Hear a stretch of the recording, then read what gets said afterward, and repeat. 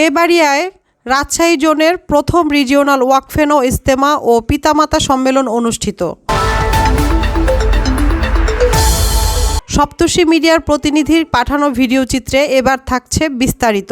২রা জানুয়ারি ২০২৬ দিনব্যাপী নাটোরের তেবাড়িয়া জামাতে এক আধ্যাত্মিক ও আনন্দঘন পরিবেশে অনুষ্ঠিত হয়ে গেল রাজশাহী জোনের প্রথম রিজিওনাল ওয়াকফেনো ইজতেমা ও পিতামাতা সম্মেলন।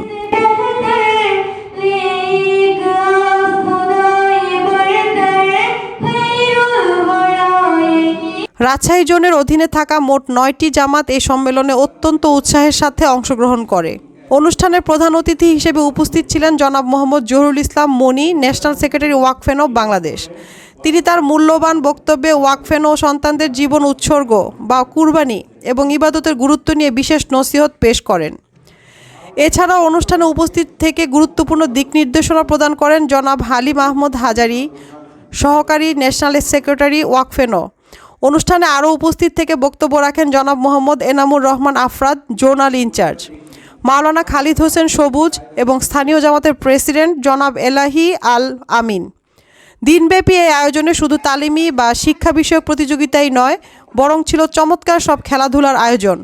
বিশেষ করে ওয়াকফেনো সন্তানদের পাশাপাশি তাদের পিতামাতাদের জন্য রাখা হয়েছিল বিশেষ ক্রীড়া প্রতিযোগিতা, যা অনুষ্ঠানটিতে এক ভিন্ন মাত্রা যোগ করে। বিকেলে পুরস্কার বিতরণী অনুষ্ঠানের পর ন্যাশনাল সেক্রেটারি ওয়াকফেনো এর সমাপনী বক্তব্য ও দোয়ার মাধ্যমে অনুষ্ঠানের সমাপ্তি ঘটে। শারমিন শিখা, সপ্তর্ষি মিডিয়া, নিউজ ডেস্ক।